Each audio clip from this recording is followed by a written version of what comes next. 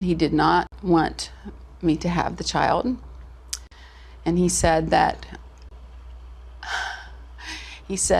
because of his wife's family and powerful people around him, that I would not be safe and that the child would not be safe.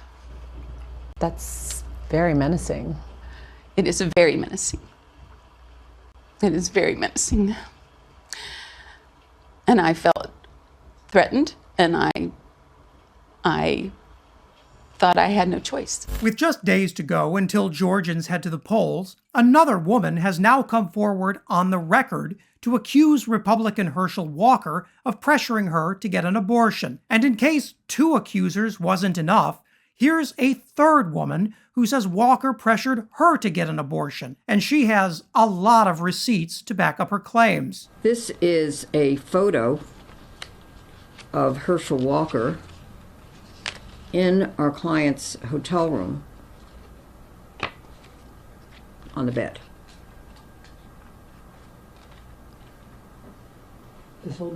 Again, this is Minnesota.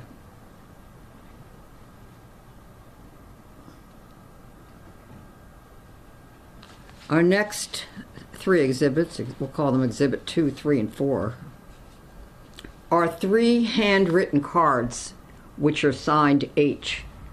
What it says on the card is, "May God always help me to be the kind of friend you've been to me." If there's one thing we can say about Herschel Walker, it's that he loves to send get-well-soon cards to the women he's pressured into having abortions, whether they wanted those abortions or not. Herschel Walker may support abortion when it's convenient for him, but make no mistake, he definitely hates a woman's right to choose for herself. The stories of Herschel Walker's intimidating, threatening behavior aren't new. We've heard them from Walker's ex-wife, from multiple women he's pressured into having abortions, and from his own son, Christian. But we've also heard about Walker's psychological troubles from another source, Herschel Walker himself. I've been diagnosed as having dissociative identity disorder. And my wife, a woman that I love more than I love myself, feel one day I may kill her. Now, let me be clear. I'm not here to stigmatize a person for talking openly about their mental health challenges. Walker's dissociative identity disorder is not his fault. But Walker also claims that his mental health issues have been, as he says, healed, and that he's no longer receiving any care for them. That is a problem, and it puts both Walker and those around him at risk. But Walker's horrific behavior towards multiple women and his untreated mental illnesses aren't dissuading Georgia's Republican voters. As the Washington Post showed recently, they're still backing Walker, even if they aren't quite sure why. Watch this. We as voters have to learn not to be so judgmental. We love dirt on people. Herschel is a different person than that spell that he went through for a while. I wish he would have come out and just said, yes, some of this is true, but I'm a different person now.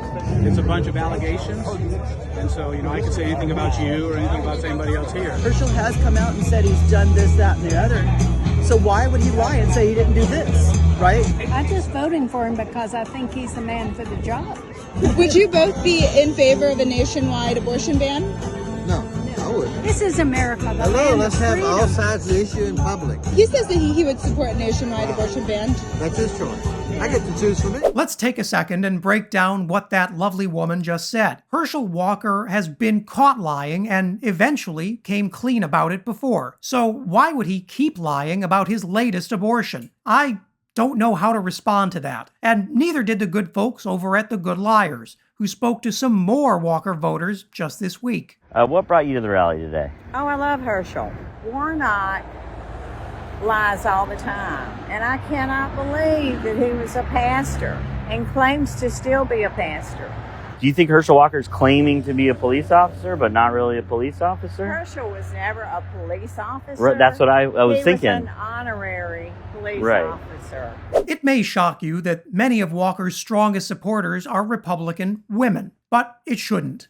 That's because this new MAGA-fied Republican Party is especially good at convincing conservative women that conservative masculinity is under attack. And it's why so many Republican women, including those who have had abortions in the past, are now proudly marching behind an anti-choice, anti-women banner. Those women are a big reason why Walker's campaign hasn't absolutely imploded after a month of nonstop scandal ranging from domestic abuse to forced abortions to jokes about that time Walker pointed a gun at his ex-wife's head. In fact, the latest Real Clear Politics average of recent polls has Walker winning by almost 2 points. And what would a Walker Senate office look like? Well, Herschel hasn't quite figured that out yet. Instead of answering questions about his values or his legislative goals, Walker spent a recent debate with Democratic incumbent Raphael Warnock pretending to be a police officer. One thing I have not done, I've never pretended to be a police officer. I am with many police officers. You have a prop. Yes. That is not allowed, sir. The Georgia Senate race may well decide control of the entire Senate this November, and Republicans are playing to win. They've launched a swarm of new negative ads against Raphael Warnock, and they hope their mountain of money and voter suppression laws are enough to force Walker into the Senate. They might be right. Democrat Raphael Warnock is also hitting the airwaves, including this recent ad that stresses his bipartisan work in the Senate. Let me know in the comments if you think this ad is going to resonate with Georgia voters. Every year, 772 billion of these are grown in Georgia. That's nuts. That's over half of America's peanuts. Very nuts. So when foreign countries tried to block us from selling our crop, we needed someone to fight back. That's why I partnered with a Republican senator from Alabama to eliminate the regulations and stand up for farmers. I'm Raphael Warnock, and I approve this message because I'll do anything if it means helping Georgia. Now that's really nuts. With national Democrats focusing their efforts on Wisconsin and Pennsylvania, Warnock has been left largely to fend for himself. If he ends up losing by a narrow margin on November 8th, how will Democratic leaders justify that loss to exhausted and battered activists in Georgia? For now, the party's hoping to avoid that with another upset Warnock win. Can Raphael Warnock save the Democratic Party and democracy twice in a row? For our sake, let's hope so. If you made it to the end, thanks so much for watching. Please leave a like and consider subscribing.